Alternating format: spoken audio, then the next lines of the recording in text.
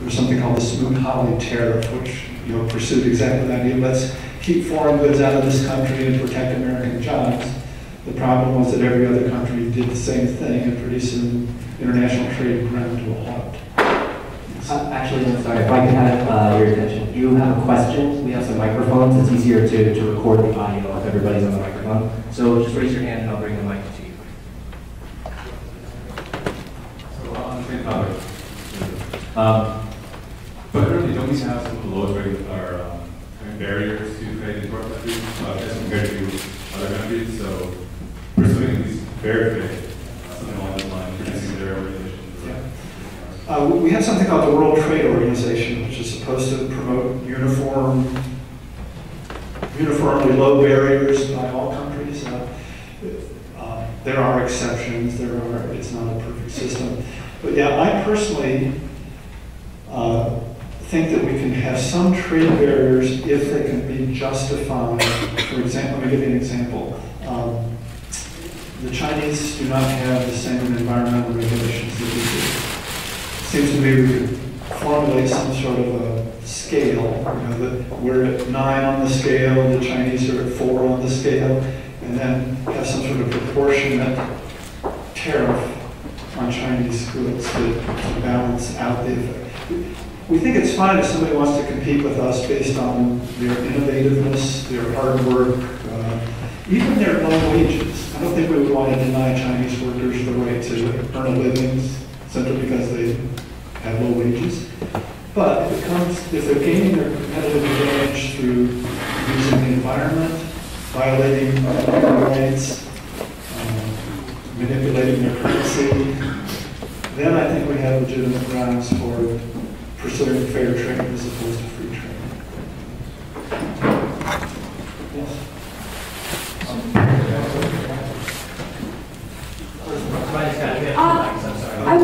I was wondering, to what extent do you think international harmonization should occur? Because I feel like in the case of Europe, by creation of the European Union, harmonization of Europe has put the economies of all European nations in jeopardy because of the Greek debt crisis. I completely disagree with that. I don't think it's harmonization that has put them in jeopardy. It's trying to have a single currency without having a political union. In other words, they kind of went halfway. They said, okay, we're going to get together and we're going to have this single currency, the euro. But each country still has its own government, its own financial policies. So I don't think it was harmonization that created the problems facing the European Union. So does creating a single currency not count as harmonization? I didn't hear the question. So would creating a single currency not count as harmonization? I wouldn't count that. When I say harmonization of policies, having similar tax policies, similar regulatory policies, I don't oppose a single currency, but I think we also have to have harmonization of policies. Europe's in trouble, I think, because they have a single currency without the harmonization of policies.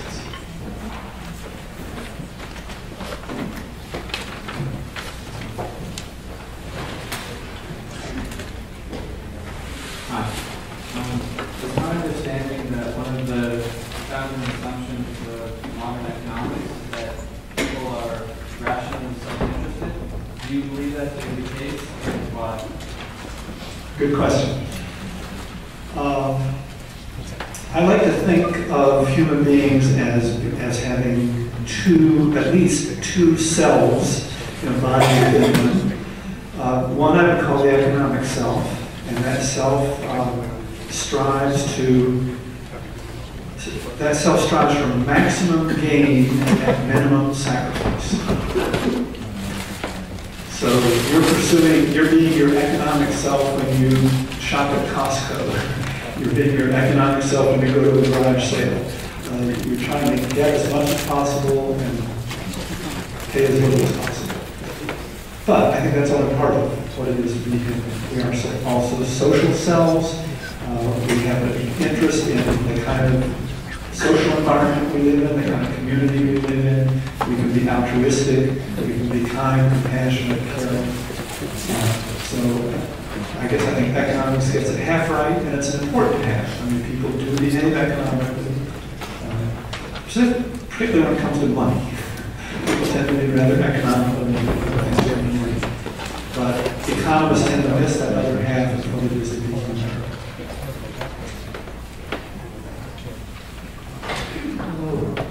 Is this working? Yeah. I see that, and I got here a little late, but I see that you see the reform of the economic system as being principal to what Occupy movement ought to be demanding. Here in Boulder, I was part of a group that we actually put a vision statement together, and the environment plays a big part in our vision statement. And we feel in a sense that that's one of Boulder's contributions to the Occupy movement. And I'm wondering, since in my view, and in the view of, say, Bill McKibben, the economy is a wholly owned subsidiary of the environment, how you see the environment being addressed through these proposals you have, or whether it ought to have its own, whether it ought to be another bullet point on your list there.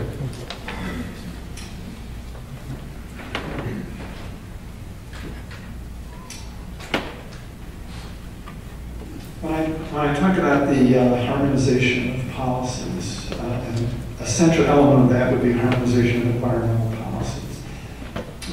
Right now, we have a situation where the company or the state or the nation that abuses the environment the most is the most attractive to business. Paradoxically.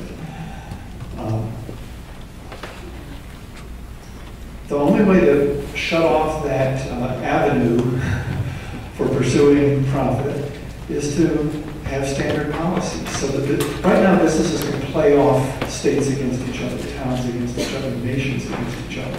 Who will give us the most lax environmental standards? And we need to shut off that game, close down that game where states are vying with each other to attract business by using or by allowing the environment to be abused.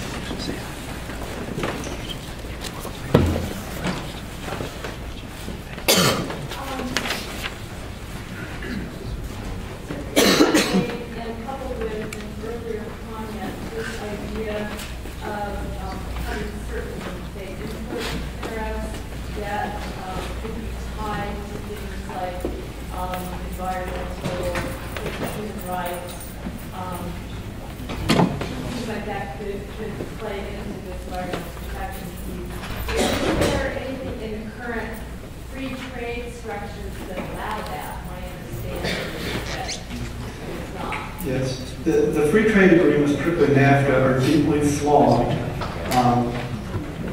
I'm generally, let me tell you why I'm only a quasi-anti-free trader. In other words, I do think there's a value to free trade. Often the calls for protection, the calls for tariff, are purely self-interested, narrow calls. You know, the steel industry wants tariffs to protect it from foreign steel.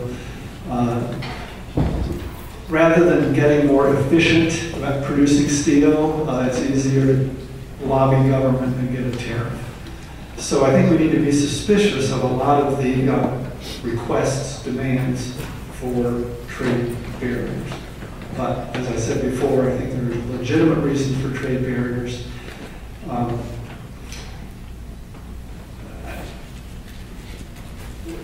Give me the last part of your question.